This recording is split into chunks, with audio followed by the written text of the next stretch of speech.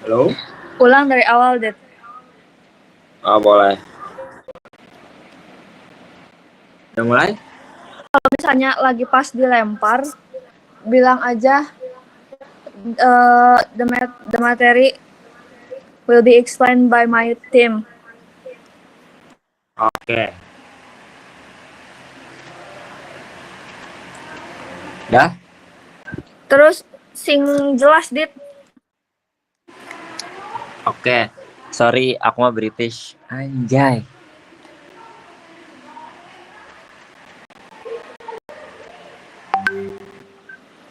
Semuanya udah siap, sorry ya. Ulangi. Yo, aman. Dah? Go, Dit. Oke. Assalamualaikum warahmatullahi wabarakatuh. Good afternoon, everyone. Welcome to our presentation. Today we are honored to present a research study. The title is The Effect of School Participation Rate 16 until 18. Sorry. Human Development Index and Open Employment Rate on Poverty percentage in 29 province in 2024. This work was conducted by our team as part of Human Resource Economic course. Allow me to briefly introduce the presents.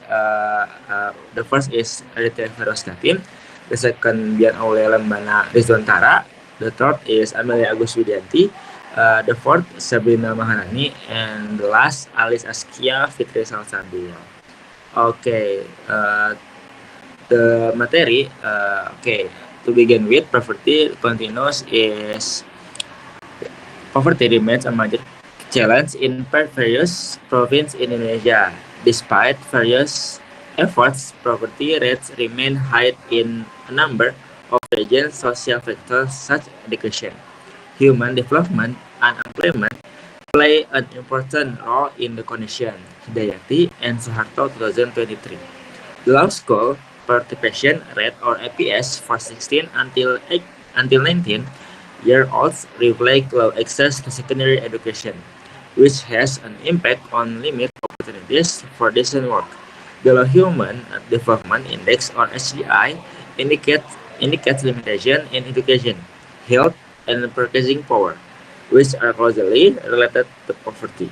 Meanwhile, the high open employment rate or TPT reflect low access to employment, increasing the potential for poverty. The study examines the effect on APIs of APIs, HDI, and TPT on the percentage of poverty in 29 provinces in Indonesia in 24. And the material is explained on my team. Okay, let's go.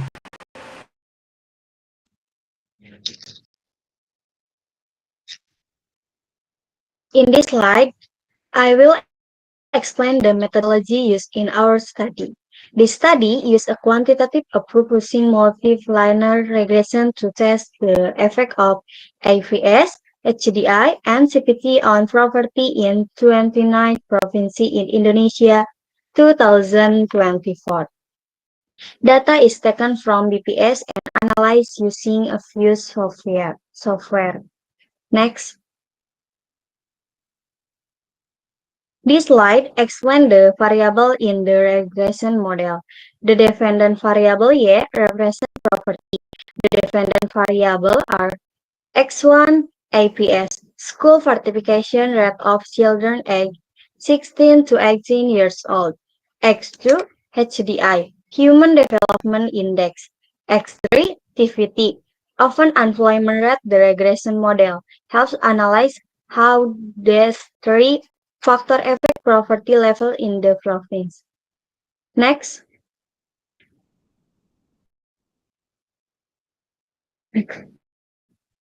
APS has a positive coefficient, meaning that more school participation tend to slightly increase poverty, but is not statistically significant. HDI has a significant negative effect, reducing poverty by 1.6 or 70 unit in research.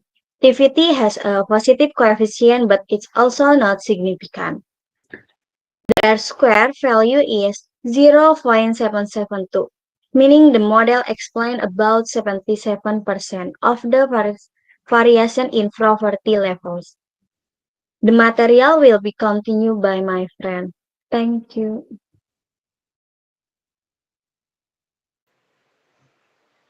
Okay, next.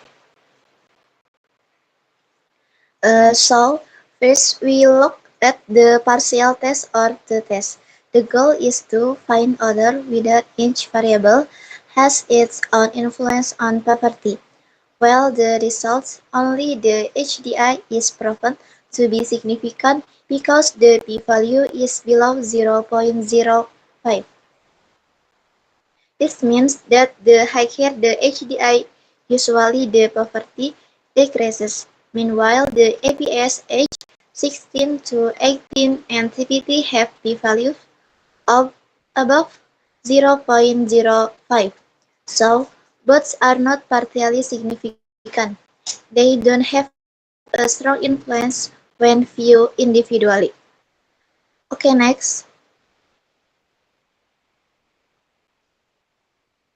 Uh, if the simultaneous test, we look at the influence of the three variables simultaneously on poverty. From the result, the p-value is 0.00000, clearly smaller than 0.05. That means APS, HDI, and TPT, when combination, have a significant influence on poverty.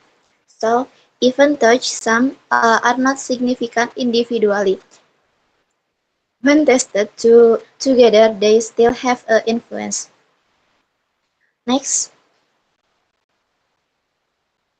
Then the three determination coefficient test or R-square.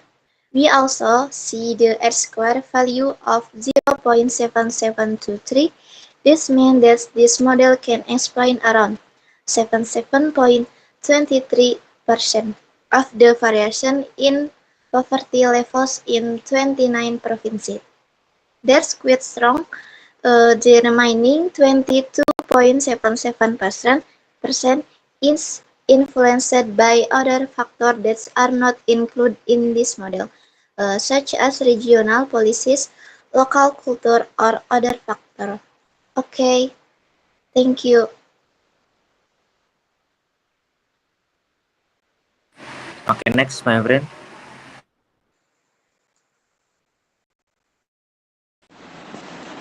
Jarque-Bera statistical test. The normality test is used to detect the frequency distribution of observed data to see whether the data is normally distributed or not. The statistical Jarque-Bera is 0.92 and the probability p-value is 0.62. The interpretation is first, the probability value more than 0.05, then we do not reject H null. And H null or null hypothesis states that the residual are normally distributed. Last, since the p-value of 0.62 is much greater than 0.05, it can be concluded that the residual are statistically normally distributed. The normality test using the Jarque-Bera method shows p-value of 0.6, which means is more than 0.05. So the residuals are normally distributed. The skewness is 0.05, is close to 0, and the kurtosis is 2.13, is close to 3. Supported by a histogram that resembles a normal distribution. The assumption of normality is said to be met. Of PIF method. The purpose of PIF test is to detect the presence of multicollinearity between independent variables in the regression model. Multicollinearity can interfere with the estimation of regression coefficient and make interpretation unreliable. The general guidelines for PIF is First, if VIF is less than 5, is not significant multicollinearity. And if the VIF method is more than 5 but less than 10, there is an indication of multicollinearity but is not critical. And if VIF method is more than 10, its high multicollinearity needs to be followed up. The results of the multicollinearity test with VIF show that all the independence variables have values below 5, which means there is no significant multicollinearity. The regression model was declared free from multicollinearity and was suitable for further analysis. And next will be explained by my friend.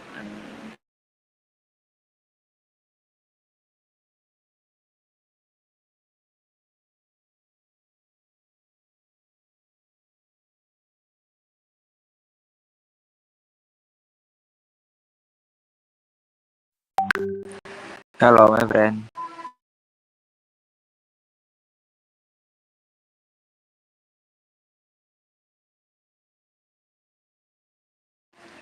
Tes, on mic.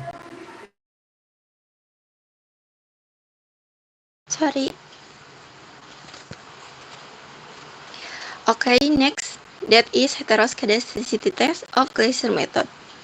Heteroscedasticity test using Glaser method is conducted to test whether the residual variance in the regression model is fixed. The assessment is based on the probability value probe of each variable, where probe greater than 0.05 indicates no heteroscedasticity, and probe less than 0.05 indicates the presence of heteroscedasticity. Based on the result, all variables have probe greater than 0.05. So it is concluded then that the model is free from heteroscedasticity and meets the assumption of classical regression. Next.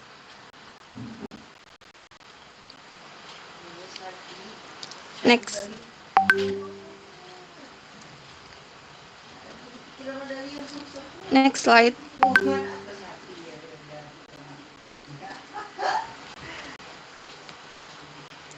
Okay, next, that is autocorrelation test. The autocorrelation test detects residual correlation in regression model, especially for time series or final data. If probe greater than 0.05, there is no autocorrelation. If probe less than 0.05, autocorrelation exists. The test results show t-square p-value 0.2323 and p-statistic 0.2951 greater than 0.05, indicating no autocorrelation, and the model meets classical regression assumption. Okay, next.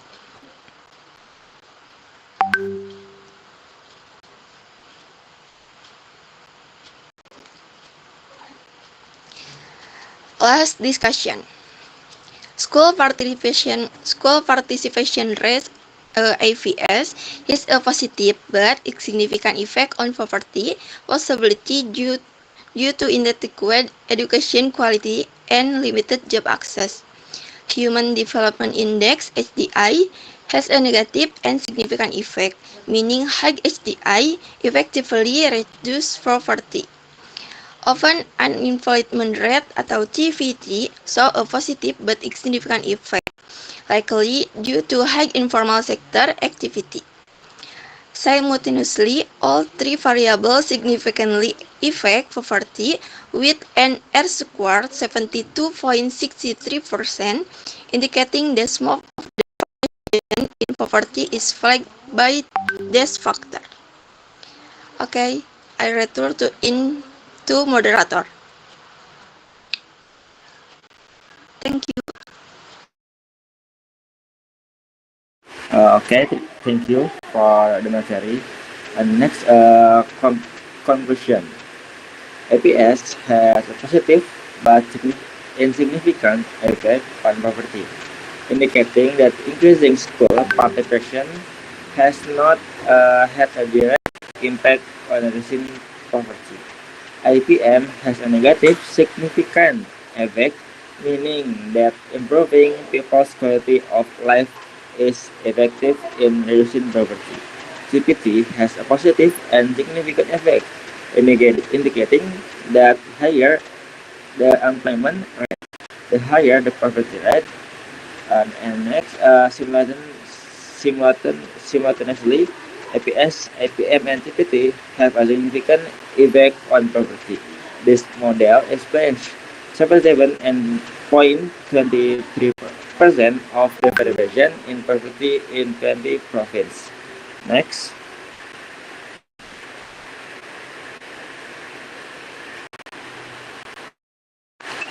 Next. Okay. Next recommendation. Focus on the quality of education, not just increasing school participation rates. Second, strengthen human development through interactive and sustainable education, health, and economic service. Third, improve the labor market by encouraging the formal sector, empowering MSMEs, and providing integrated labor market data. Fourth, encourage multi-party collaboration between the government, private sector, and community to build an inclusive development ecosystem. Okay, thank you for our presentation. Sorry if the material or the audio is not good. Okay, next. Thank you.